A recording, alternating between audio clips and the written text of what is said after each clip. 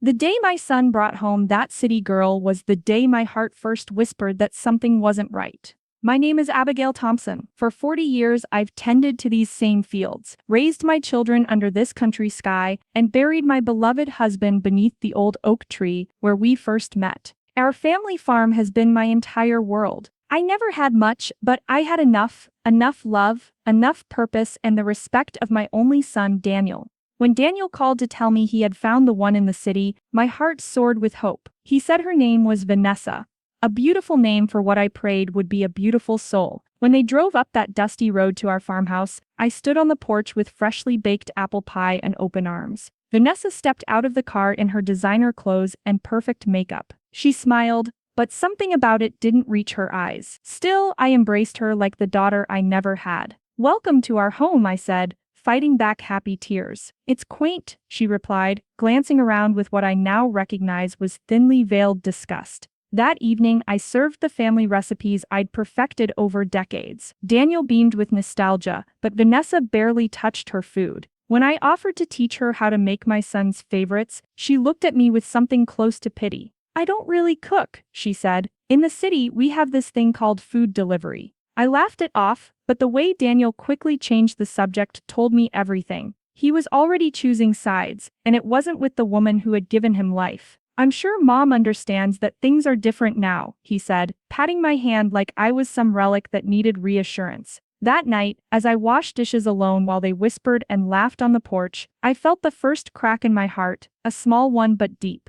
But that was just the first warning sign that I chose to ignore. If this story resonates with you, please hit that like button and subscribe to follow Abigail's journey toward justice. The next chapter reveals the painful truth she wasn't ready to face. The weeks following Daniel and Vanessa's engagement were filled with polite smiles that masked growing tension. I tried so hard to bond with her, inviting her to help plan the wedding, offering family heirlooms, sharing stories of Daniel as a little boy. But each attempt seemed to push her further away. "Mom, Vanessa has her own vision for the wedding," Daniel explained after she declined my offer to use my wedding veil. "It's going to be modern at that new hotel downtown, not the family church where generations of Thompsons had exchanged vows, not the farm where Daniel had once promised he'd marry someday." Mom, right under the apple blossoms. The pain of watching my son drift away felt like losing him all over again. When he left for college, at least I knew he'd come back. This time I feared he was leaving for good. One evening, I found an old photo album and called Daniel, hoping he'd come over. "Can't tonight, Mom. Vanessa and I have dinner plans with her friends." "What about tomorrow?" I asked, trying to keep my voice steady. "We're pretty booked up this week. Maybe next weekend?" The loneliness was suffocating.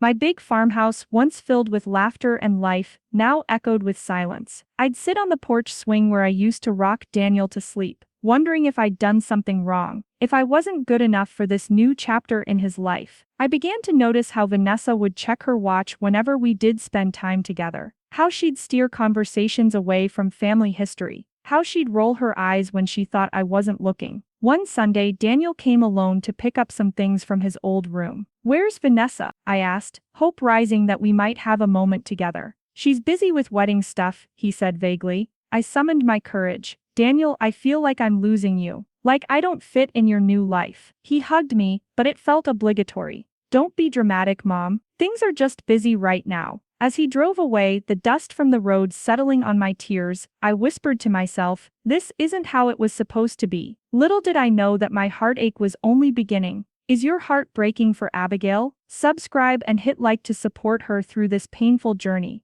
In the next chapter, you'll witness the first betrayal that changed everything. The wedding plans accelerated, and with each passing day, I felt more like an outsider looking in through frosted glass. Vanessa had taken complete control, relegating me to just another name on the guest list rather than the mother of the groom. One Tuesday afternoon, Daniel called. "Mom, can we come over? Vanessa wants to discuss something about the wedding." My heart leapt. Finally, a chance to be included. I spent hours cleaning the house, baking fresh cinnamon rolls, Daniel's favorite, and even cutting fresh flowers from my garden for the table. When they arrived, Vanessa was all smiles, the first genuine ones I'd seen directed at me. Daniel seemed relaxed, his arm around her waist. "Mrs. Thompson," Vanessa said sweetly, accepting the tea I offered. "We've been thinking about the ceremony, and we have a special request." I leaned forward eagerly. Anything for you two. We'd like to honor both our mothers equally, she continued. So we've decided that neither mother will be walked down the aisle or have any special role. It just seems more fair. The teacup trembled in my hands. In our family, the mother of the groom always lit a candle representing the joining of families. My mother had done it, her mother before her. But the candle ceremony, I whispered, it's tradition. Daniel shifted uncomfortably. We're creating our own traditions, Mom. And honestly, Vanessa added with a thin smile, all those old customs seem a little outdated. Don't you think? No offense. No special place. No recognition of all the years I'd sacrificed. Just another guest, while Vanessa's mother, who I'd learned had barely been present in her life, was elevated to equal status. I understand, I lied, blinking back tears. As they left, I overheard Vanessa whisper to Daniel, "See? I told you she'd make it about herself." That night, I found an invitation to the rehearsal dinner in my mailbox, addressed formally to Mrs. Abigail Thompson and guest. The dinner I should have been hosting as tradition dictated. The dinner that Vanessa's parents, who had more money but far less history with my son, were now throwing at an exclusive restaurant. I called Daniel, my hands shaking. "Oh," he said casually, "Vanessa thought it would be easier this way. Her parents wanted to handle it." When I hung up, I sat on my porch steps and let myself cry. Really cry, for the first time. It was in that moment that I finally saw through her perfect veneer. Don't let Abigail face this betrayal alone. Like and subscribe to stand with her. Next chapter reveals how the silent treatment became her daily torture. After the wedding, a lavish affair where I sat in the front row with a practiced smile while my heart crumbled, the real silence began. Daniel and Vanessa bought a house in the city. A sleek modern place with glass and steel that felt cold to the touch. Nothing like the warm wooden beams of the farmhouse that had sheltered our family for generations. 2 months passed before they invited me to visit. I brought houseplants as gifts, homemade preserves from our orchard, and photo albums I thought they might want to display. "These are interesting," Vanessa said, setting the preserves aside like they might contaminate her pristine marble countertops. "But we're actually trying to keep things minimalist." By the end of my visit, every gift I'd brought was either hidden away or politely declined. Not a single family photo was displayed. Phone calls grew shorter and less frequent. Sunday dinners, once sacred in our family, became monthly, then quarterly obligations that were often canceled at the last minute. "Work is crazy," Daniel would explain. "Vanessa isn't feeling well," he'd say another time. Then came Thanksgiving. For 30 years, I'd hosted our family gathering, cooking for days to create the perfect meal. That year, Daniel called just 3 days before. "Mom, we've decided to host Thanksgiving at our place this year." My heart sank. "Oh, would you like me to bring anything? The turkey, perhaps? Or my sweet potato casserole that you love?" A pause. "Actually, Vanessa has hired a caterer. It's easier that way. But you could bring some wine maybe." When I arrived at their house, I discovered it wasn't just family. They'd invited dozens of people, most of whom I'd never met. Vanessa's colleagues, their new neighbors, friends from their gym. I was introduced quickly, then left to fend for myself, while Vanessa dazzled her guests. The meal bore no resemblance to our traditional Thanksgiving. No prayer before eating. Exotic dishes replaced familiar comfort foods. When I mentioned to one of Vanessa's friends how different everything was, she looked at me with surprise. "Oh," Vanessa said, she wanted to break away from those old-fashioned country traditions. She mentioned how limited her experiences were before moving to the city. I found Daniel alone in the kitchen later, refilling his wine glass. "You look beautiful tonight, Mom," he said, kissing my cheek. "I feel like a stranger here," I admitted. He sighed. "You just need to try harder to fit into our world now." Try harder? After a lifetime of putting him first, I was the one who needed to try harder. On my long drive home to my empty farmhouse, the realization hit me like a physical blow. I was being erased from my son's life, one deleted tradition at a time. And what I feared most was already happening. Feel Abigail's silent pain? Help her voice be heard by hitting like and subscribe. The next chapter shows how Vanessa's true colors begin to show. The facade finally cracked at Christmas. Daniel had promised they would come to the farm for the holiday, just one day to honor the home where he'd grown up building snowmen and decorating our old pine tree with handmade ornaments. I spent a week preparing. I found Daniel's childhood stocking and hung it by the fireplace. I baked his favorite cookies and bought thoughtful gifts for both of them. I even prepared the guest room with new linens and fresh flowers, though the farmhouse was chilly in winter. On Christmas Eve, as the snow began to fall, my phone rang. Mom, Daniel's voice sounded strained. There's been a change of plans. My heart sank. What is it? Vanessa's college friends surprised her with tickets to a Christmas gala downtown tonight. It's a really big networking opportunity for her career. I gripped the phone tighter. But you'll still come tomorrow morning, right? The pause told me everything. The thing is, we promised to have brunch with these friends tomorrow. They're only in town for the holidays. You promised me first, I said, my voice barely a whisper. Mom, please don't make this difficult. We'll drive up in the afternoon, okay? We can do gifts then. But I knew better now. Daniel, tell me the truth. Was this just Vanessa's decision? Another pause. She thinks it's important for our future. These people are connected. And I'm just your past, I finished for him. Christmas morning, I sat alone beneath my decorated tree, surrounded by presents that wouldn't be opened. Around 2 o'clock, I received a text: traffic is terrible, weather getting worse, need to reschedule. The next day, I saw photos on social media. Vanessa and Daniel at a glittering party, champagne glasses raised. Vanessa and Daniel at a trendy restaurant for Christmas brunch. No terrible weather, no traffic, just more lies. When I finally confronted Daniel during a rare phone call, his defense of her cut deeper than any knife. You're being selfish, Mom. Vanessa is trying to build our future. By destroying your past? By taking you from your family? Maybe if you weren't so stuck in your old-fashioned ways, you'd see how much she's helped me grow. Helped him grow? By teaching him to lie to his mother? The final straw came when I learned from a neighbor that Daniel and Vanessa had been in town that very weekend. Not to visit me, but to attend a function at the country club just 15 minutes from my farm. When confronted, Vanessa didn't even bother to deny it. Over the phone, her voice dripped with condescension. Abigail, you need to understand that Daniel has a new life now. We can't always include you in everything. It would be limiting. I listened to my sons in the background as his wife dismissed me from their lives. He said nothing to defend me, nothing at all, but what came next would crush whatever was left of my spirit. Don't let Vanessa win. Subscribe and like to support Abigail through her darkest moments. The next chapter reveals the public humiliation that changed everything. Spring arrived, bringing with it my 60th birthday. Despite everything, Daniel insisted on taking me to dinner, somewhere nice in the city, he said. I spent days finding the perfect dress, had my hair done at the local salon, even splurged on new shoes that pinched my feet but looked elegant.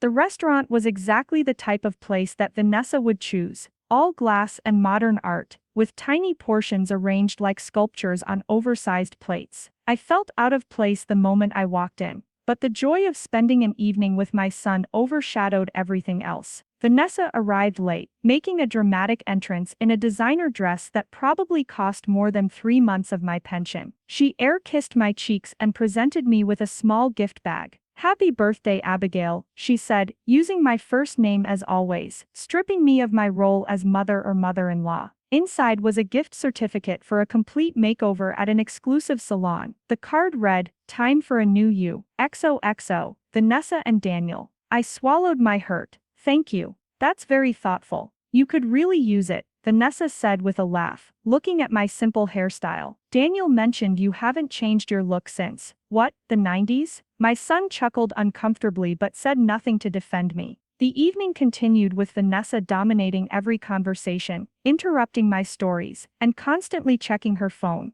When the waiter brought champagne, Vanessa raised her glass. To Abigail, she announced, loud enough for nearby tables to hear, 60 years young. And finally a chance for her to join the modern world. Right, honey? Several diners turned to look at our table. I felt my cheeks burn. Then came the moment that would replay in my mind for months. Vanessa's phone buzzed, and her face lit up as she read a message.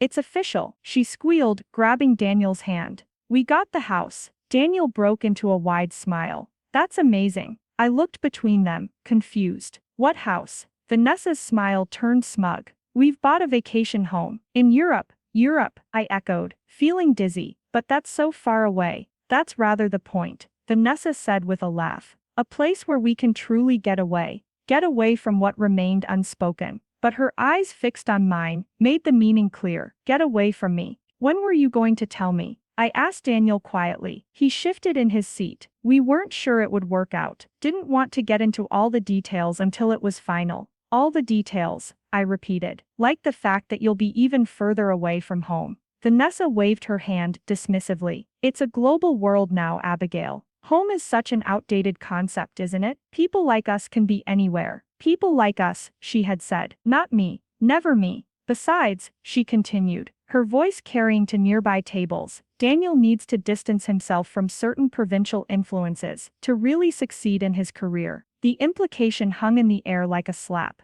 I was the provincial influence, the embarrassing country mother, holding back her son. Tears threatened, but I refused to give her the satisfaction. I excused myself to the restroom, where I splashed cold water on my face and stared at my reflection. The woman looking back at me seemed diminished somehow. Faded. When I returned, I overheard Vanessa speaking to a couple at the next table. Yes, my mother-in-law, she was saying with exaggerated patience. From the country. Bless her heart, she tries. But you know how it is with that generation. They just don't understand our lifestyle. That night, alone in my bed, I finally allowed myself to break down completely. I sobbed until my pillow was soaked, until my throat was raw, until there were simply no tears left. In the darkness, I made myself a solemn promise. This would be the last time Vanessa Foster made me cry. Little did I know, the worst was yet to come. Has someone ever humiliated you like this? Subscribe and like to join thousands supporting Abigail. Next chapter shows the devastating loss that brought her to her knees. Summer brought unexpected news. Daniel and Vanessa were expecting their first child. My first grandchild. Despite everything, joy bloomed in my heart.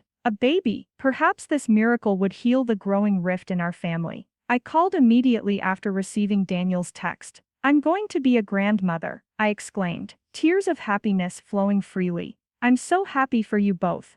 Thanks, Mom, Daniel said, sounding genuinely warm, for the first time in months. Vanessa is doing great, just a little morning sickness. I'd love to help, I offered, hope rising. I could come stay for a while after the baby arrives. Help with cooking, cleaning, night feedings. That's what mothers do. The line went silent for a moment too long. Actually, Daniel began carefully. Vanessa's mother is going to stay with us for the first months. And then we've hired a night nurse. The pain was swift and sharp. Of course, Vanessa's mother, the woman who had barely raised her own daughter according to the few stories I'd heard, would be welcomed. Not me. I see, I managed.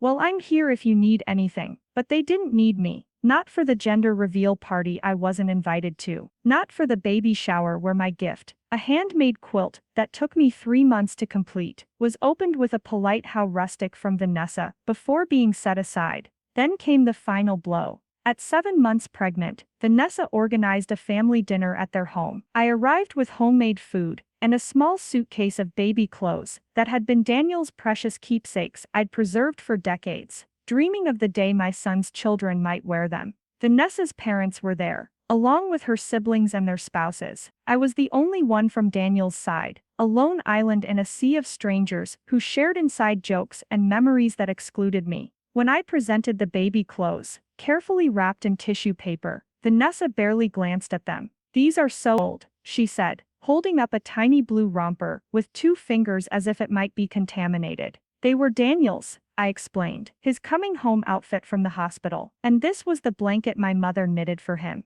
Vanessa exchanged glances with her mother. We're going with a completely organic hypoallergenic layette for the baby, brand new. But thanks for the thought. Later, I overheard Vanessa and her mother in the kitchen. Can you believe those ratty old baby clothes? Vanessa laughed, as if I'd put my child in some ancient hand-me-downs. Some people just don't understand, her mother replied. You can take the woman out of the farm. But they both dissolved into laughter. The final moment came as we gathered for dinner. Vanessa stood, radiant in her pregnancy, and raised her glass of sparkling water. We have a special announcement, she beamed. We've chosen a name for our daughter. I held my breath, hoping against hope they might honor family tradition and use my mother's name as a middle name, as generations of our family had done. We're naming her Sophia Claire Foster Williams, Vanessa announced proudly. Foster Williams, not Thompson. My family name, our family name, erased entirely.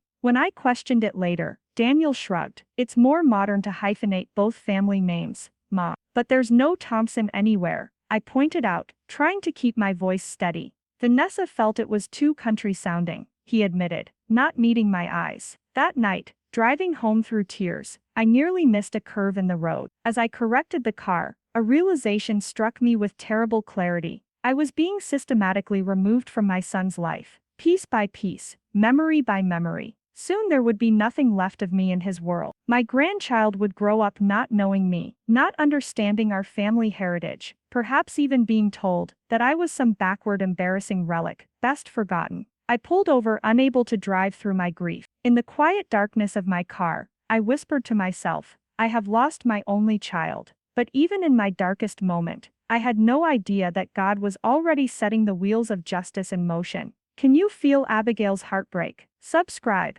and like to witness the divine justice that's coming. Next chapter begins, the unraveling of Vanessa's perfect facade. Baby Sophia arrived on a crisp October morning. I wasn't called until hours after the birth, and when I rushed to the hospital with flowers and a small gift, I found the room filled with Vanessa's friends and family. There was barely space for me to approach the bassinet. 10 minutes of visiting time left, a nurse announced as I entered. Vanessa, looking remarkably put together for having just given birth, didn't bother to hide her annoyance at my arrival. "Oh, Abigail, we weren't expecting you until tomorrow." I swallowed my hurt. I came as soon as Daniel called. My son, cradling his newborn daughter, at least had the grace to look ashamed. "Sorry, Mom, it's been hectic." I approached hesitantly, peering at my granddaughter's perfect face. "She's beautiful," I whispered, tears welling up. "May I hold her?" Vanessa immediately tensed. "She's just fallen asleep, and we've had so many people handling her already.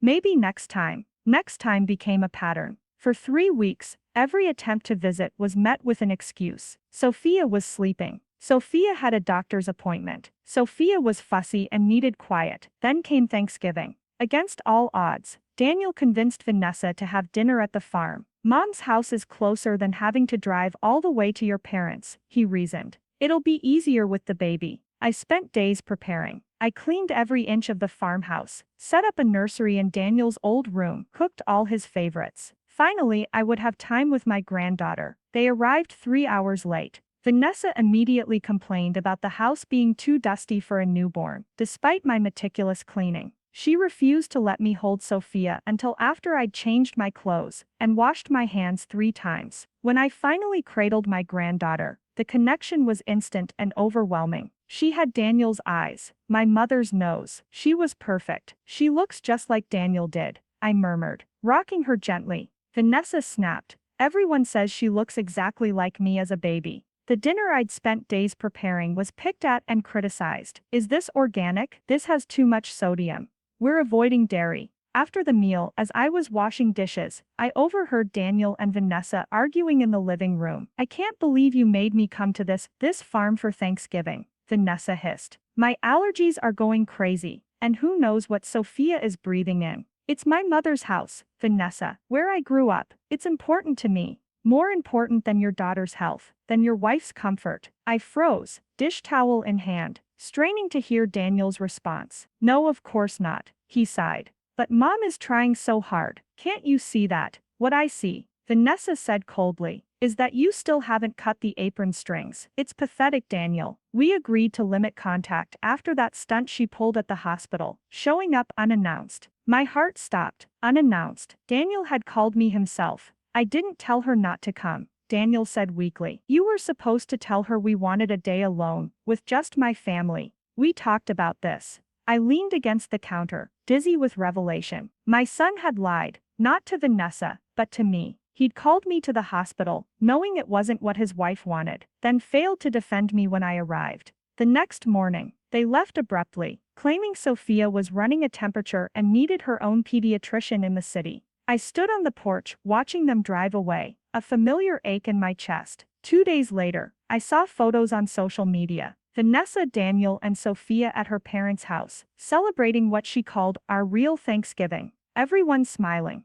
No sick baby. No emergency, just more lies. I sat at my kitchen table, staring at those photos for what felt like hours. Then I noticed something strange in the background. A familiar blue blanket draped over the edge of Sophia's carrier, the handmade blanket I'd given them. the one Vanessa had dismissed as too old-fashioned. She was using my blanket, claiming my heritage while rejecting me. For the first time, anger began to replace my hurt. This woman wasn't just excluding me. She was stealing from me, taking my son, my traditions, even my handmade gifts, while pretending I was nothing. I picked up the phone and did something I'd never done before. I called Daniel's childhood best friend, James, who still lived in town. "James," I said when he answered, "I need to ask you something about Vanessa." His long pause told me everything before he even spoke. "Mrs. Thompson," he said finally, "I've been wondering when you'd call." The first threads of Vanessa's carefully woven tapestry of lies were beginning to unravel. The truth is starting to emerge. Like and subscribe to see what James reveals about Vanessa's secret past. Next chapter brings a witness who changes everything. James agreed to meet me at the local diner the next day.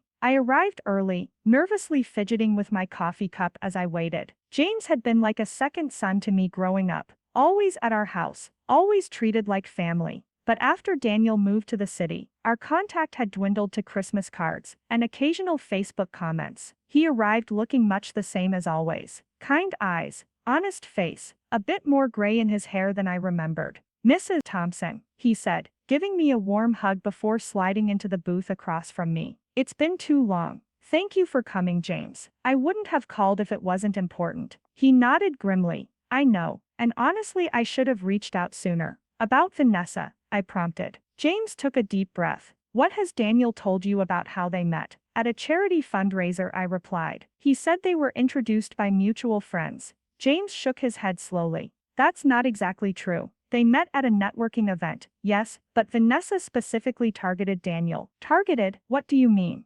"Remember when I moved to the city for that job right after college? I worked at the same firm as Vanessa for about a year. She had a reputation." My heart pounded. "What kind of reputation?" "For strategic relationships," he said carefully. She would research potential partners, men with promising careers, family money, the right connections. Daniel checked all her boxes. Brilliant, rising quickly at his firm. And what?" I whispered. "And she knew about the farm, about your family land, about the trust fund Daniel's grandfather left him." The coffee turned bitter in my mouth. "How could she know all that?" "She researches people, Mrs. Thompson, thoroughly. Before she ever accidentally bumped into Daniel at that event, she knew everything about him. His favorite foods, his hobbies, his family background. She created the perfect persona to attract him." My mind raced back to those early days, how Vanessa had seemed to miraculously share all of Daniel's interests, how she'd mentioned loving apple pie, his favorite, on their very first date. "Are you saying she targeted my son for money?" James shifted uncomfortably. "Not just money, status, career advancement, connections. Vanessa plans everything. Nothing in her life happens by coincidence. But surely Daniel would see through that. She's very good at what she does. Mrs. Thompson." And he hesitated. "Please, James, I need to know." "And she's done it before. Twice that I know of. Both relationships ended once she extracted what she needed and found someone better positioned to help her climb higher." I felt sick. "Does Daniel know any of this?" I tried to tell him early on. He accused me of being jealous, said I couldn't stand to see him happy. We barely spoke after that. It's why I haven't been around.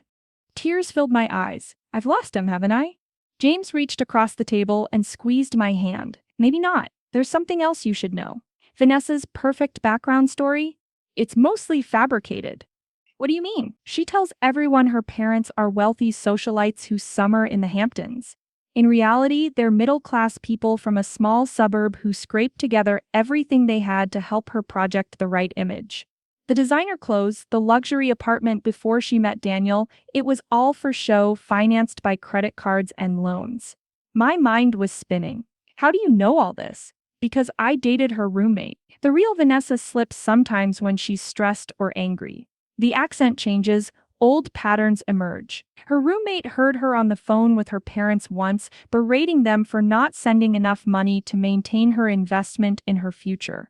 "Investment?" I repeated hollowly. "My son is an investment." James nodded sadly. "And now that they're married, have a child, and she's secured her position, she's systematically eliminating anything that might expose her real background or threaten her control. Including you, Mrs. Thompson. Especially you." Because I might see through her? Because you represent the authentic life she's desperate to leave behind. Her own mother worked as a house cleaner to put Vanessa through college. She's buried her past so deeply that even a hint of her real origins terrifies her. As James spoke, pieces began falling into place: Vanessa's overreaction to simple farm life, her obsession with appearances, her desperation to cut me out of their lives. Do you have any proof? I asked finally. Something I could show Daniel? James reached into his pocket and pulled out a flash drive. Her old roommate gave me these: emails, photos, records that don't match the story she's been telling. I've held onto them, waiting for the right time. I stared at the small device, a mix of hope and dread rising within me. Be careful, Mrs. Thompson. Vanessa won't give up everything she's worked for without a fight. And she fights dirty. As I drove home, the flash drive felt impossibly heavy in my purse. The truth I now possessed could either save my son or destroy what little relationship we still had. That night, I prayed harder than I ever had in my life, asking for guidance, for strength, and for the wisdom to know how to proceed. The next morning, I made my decision. I called Daniel. I need to see you, I said when he answered. Alone, it's important. His hesitation spoke volumes. Please, son, I said softly, just 1 hour of your time.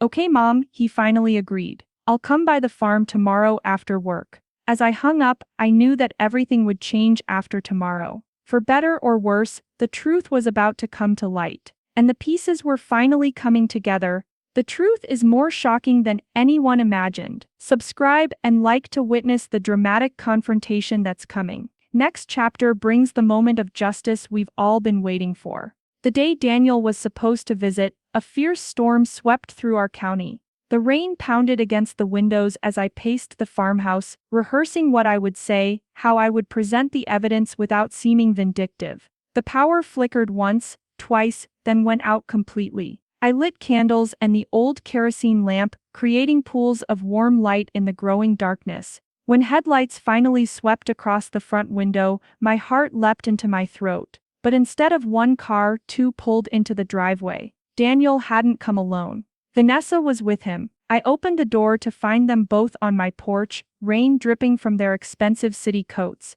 Daniel looked uncomfortable. Vanessa was smiling, a cold, triumphant smile that sent shivers down my spine. Mom, Daniel said awkwardly, sorry about the power outage. Looks like the whole area is affected. The storm is pretty bad, I replied, trying to keep my voice steady. I wasn't expecting both of you. When Daniel mentioned you needed to speak with him urgently, I was concerned, Vanessa said sweetly. Family emergencies affect all of us now, don't they? She knew. Somehow she knew I had discovered something. I led them into the living room, where the fireplace and candles created dancing shadows on the walls. In that moment, my simple farmhouse felt like the stage for a final confrontation. Where's Sophia? I asked, noticing their daughter's absence. With my mother, Vanessa replied. Now what was so urgent, Abigail? I looked at my son, searching his face for any sign of the boy I had raised, the man I had hoped he would become. I wanted to talk to Daniel about some concerns I have, about your marriage.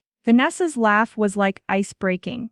Oh, how typical. The interfering mother-in-law who can't let go. Vanessa, please. Daniel started, but she cut him off. No, let's hear what she has to say. I'm sure it's fascinating. I took a deep breath. I've learned some things, Daniel, about how you and Vanessa really met, about who she really is. Vanessa's smile never faltered, but her eyes hardened. Careful, Abigail. Slander is a serious offense. It's not slander if it's true, I said, reaching for my purse where the flash drive was hidden.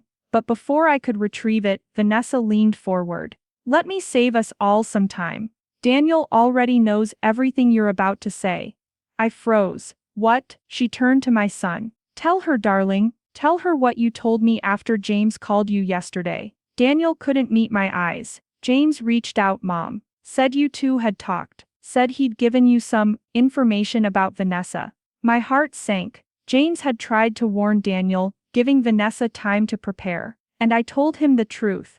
Vanessa continued, her voice dripping with false sincerity. Yes, I researched Daniel before we met. It's called due diligence. Successful people don't leave important relationships to chance. You targeted my son. I said, finding my voice. You created a false persona to trap him. I presented my best self, she corrected. Just as you're presenting yourself as the concerned mother rather than the controlling, outdated woman who can't accept that her son has outgrown this. She gestured dismissively around my home. Primitive lifestyle. Don't speak about my home that way, I said, anger replacing fear. Your home, Vanessa repeated with a laugh. Do you want to tell her, Daniel, or should I? My son finally looked up, guilt written across his face. Mom, I've been meaning to talk to you about the farm. What about it? We think it's time for you to sell, he said, the words rushing out. Move into a nice retirement community in the city, closer to us and Sophia. Sell the farm, I echoed in disbelief. Our family has owned this land for generations. Your father is buried here, and he would want what's best for you. Daniel insisted. This place is too much work, too isolated. You're not getting any younger. What Daniel means, Vanessa interjected smoothly, is that the land is quite valuable now. Developers have been eyeing this area for years. You could live very comfortably on the proceeds. Suddenly everything became crystal clear. This isn't about what's best for me. It's about the money. My money.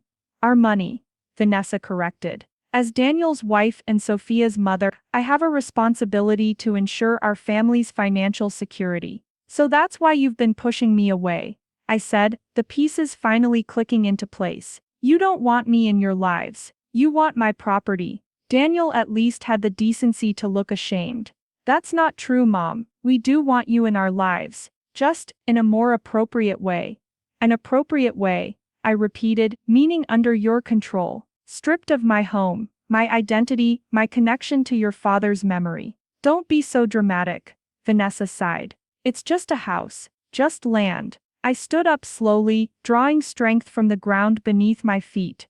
The same earth that had sustained my family for generations. You're right about one thing, Vanessa. I am getting older, and with age comes clarity.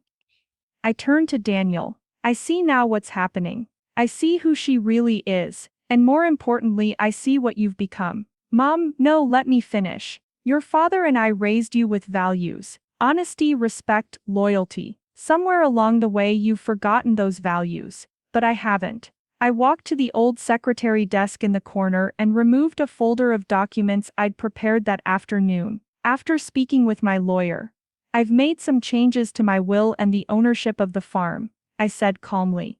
As of today, I've placed everything into an irrevocable trust. The land cannot be sold for 50 years. It can only be used for agricultural purposes or as a family residence. Vanessa's composure cracked for the first time. You can't do that. I already have. The papers were filed this morning.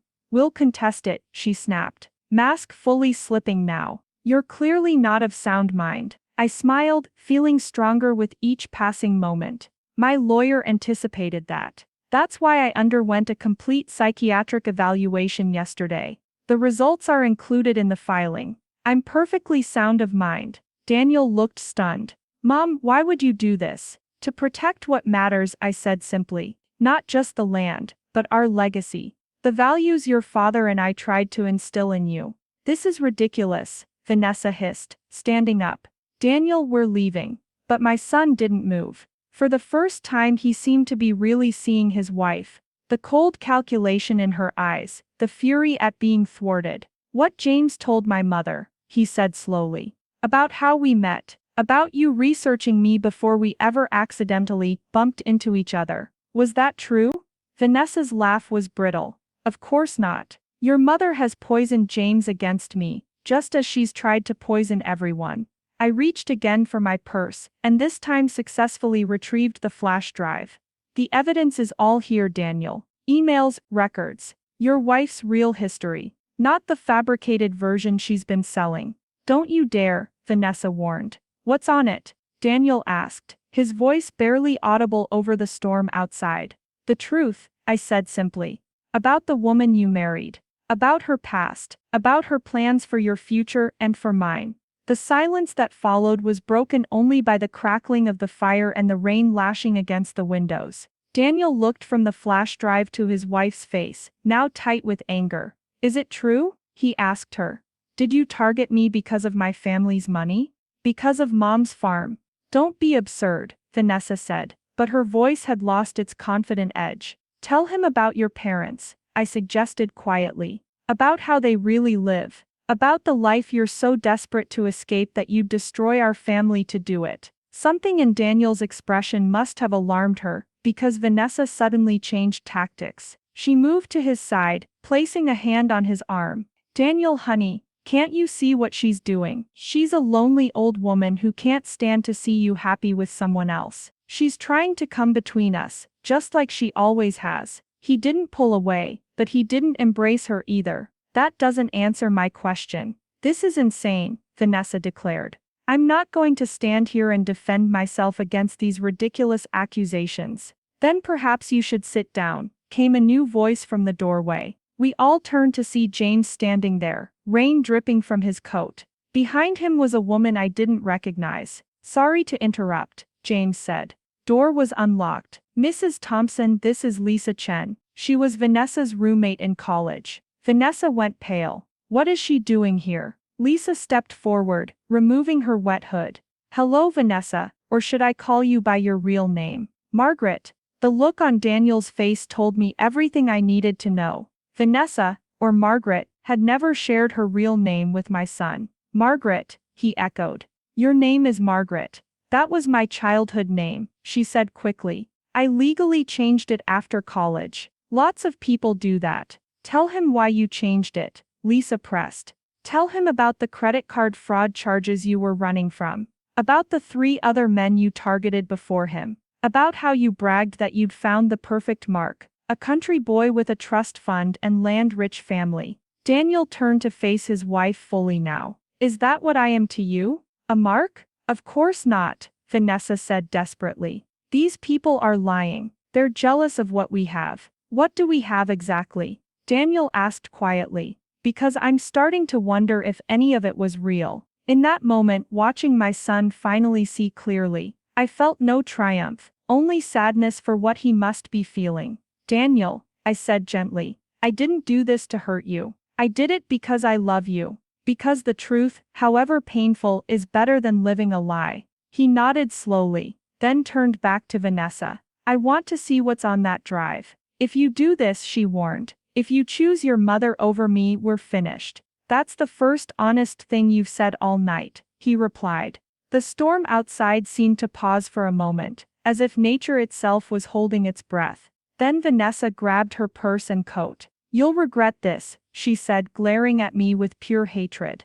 Both of you. She stormed out into the rain, slamming the door behind her. Through the window, I watched her car lights disappear down the driveway. Daniel stood motionless in the center of the room, looking lost and broken. Then slowly, he sank onto the couch, put his head in his hands, and began to cry. I sat beside him and did what mothers have done since the beginning of time. I held my child while his heart broke, knowing that the pain of truth, however devastating, was the first step toward healing. As the storm raged outside, a different kind of storm was passing within these walls, and in its wake would come clarity. Painful but necessary growth, and perhaps someday, peace. The truth had finally come to light. Justice has been served, but the story isn't over. Subscribe and like to see the aftermath of this dramatic confrontation. Next chapter reveals Vanessa's desperate final moves. The weeks following that stormy night were difficult but cleansing, like the aftermath of a fever that breaks to reveal recovery has begun. Daniel moved into the guest room at the farm, shell-shocked and grieving for the life he thought he had. Vanessa, meanwhile, launched her counterattack. She hired an expensive attorney and filed for full custody of Sophia, claiming Daniel was mentally unstable and under my undue influence. She froze their joint accounts and changed the locks on their city home.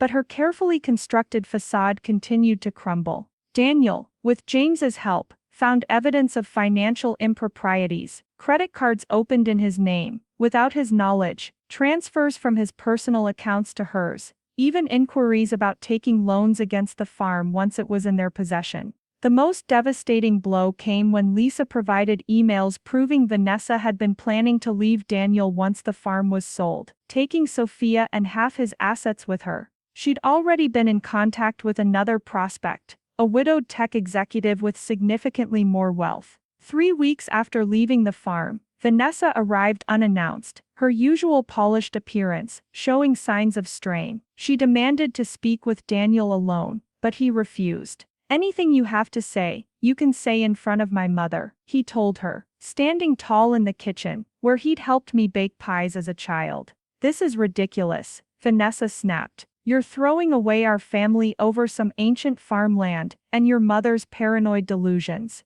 Daniel's voice was calm but firm. "I've seen the evidence, Vanessa. All of it. The fake background, the credit card fraud, the plans to leave me once you got what you wanted. Those emails were taken out of context," she insisted. "And the new man you've been meeting with, the tech executive, is that out of context too?" Her composure cracked. "You had me followed. I didn't need to. Your own credit card statements show the hotel meetings. Did you think I wouldn't notice?" For a moment I saw the real Vanessa, calculating, cold-cornered. Then she changed tactics, tears filling her eyes. "What about Sophia? Are you going to deprive her of her mother, break up her family?" "Sophia will always have her family," Daniel said. "Her real family, people who love her for who she is, not what she represents." "The courts won't see it that way," Vanessa warned. "I'm her mother." "Yes, you are," Daniel acknowledged.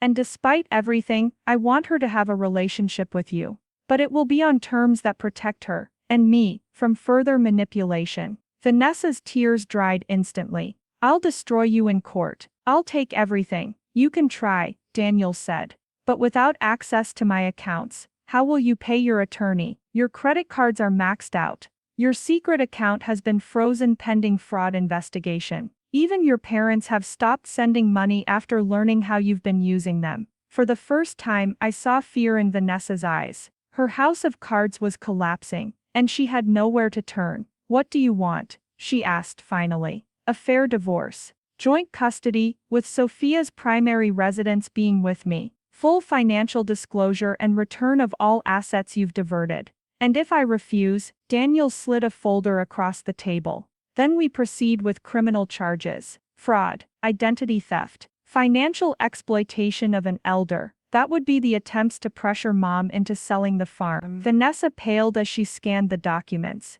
"You wouldn't." "I don't want to," Daniel said honestly. "For Sophia's sake. But I will if you force my hand." The battle wasn't instantly over. Vanessa made one last desperate attempt, going to Daniel's firm with fabricated allegations of misconduct. But her credibility was already shattered. Instead of destroying my son's reputation, she only confirmed the pattern of deception that had characterized their entire relationship. 2 months later, the divorce was finalized on Daniel's terms. Vanessa received a modest settlement in exchange for dropping all claims to the farm and accepting the custody arrangement Daniel had proposed. The last I heard, she had moved to another state, already in pursuit of her next opportunity. Daniel and Sophia moved permanently into the farmhouse with me. At first, I worried it was a temporary solution born of necessity, but as weeks turned to months, I watched my son rediscover the simple joys of country living.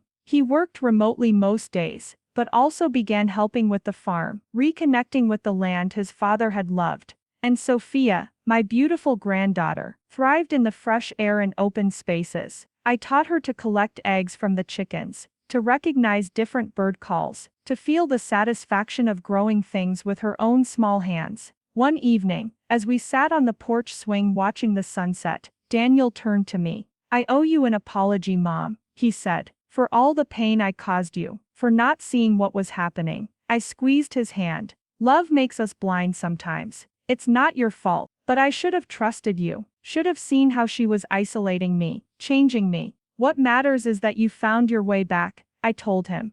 "To yourself. To the values your father and I tried to teach you." He looked out across the fields, golden in the fading light. "I understand now why this land meant so much to Dad, why it means so much to you. It's not just property, it's belonging. Roots." "Yes," I said simply. "Roots." Sophia toddled over with a dandelion she'd picked, offering it to me with a beaming smile. I tucked it behind my ear, making her giggle. "I want her to grow up knowing who she is," Daniel said, watching his daughter. Where she comes from.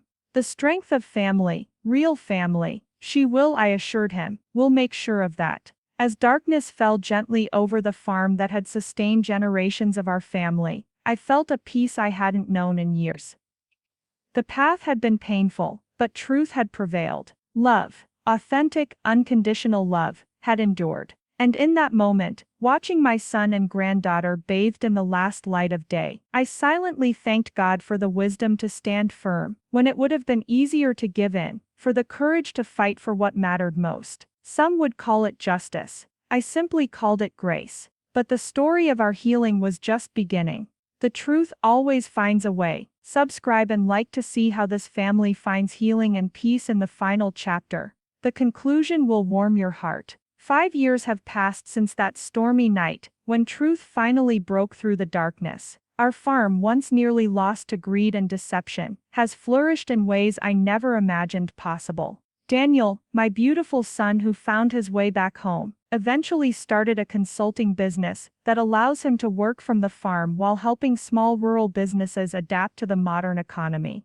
The boy who once couldn't wait to escape to the city now advocates passionately for rural communities, using his education and experience to bridge worlds rather than abandon one for the other. Sophia, now 6 years old, runs wild and free across the same fields where her father once played. She knows every tree, every stream, every hidden corner of this land. Her laughter echoes through the old farmhouse, healing places that were once filled only with my lonely silence. Vanessa remains in Sophia's life, though distant geographically and emotionally. She remarried quickly, a wealthy older man who could provide the lifestyle she craved. She sees Sophia during school breaks, taking her on lavish vacations and shopping trips. I worried at first about the contrast between our simple farm life and those glimpses of luxury, but I needn't have concerned myself. Grandma, Sophia told me after returning from one such visit, Mommy's house has a swimming pool and a movie theater, but it doesn't have fireflies or chicken eggs, or you.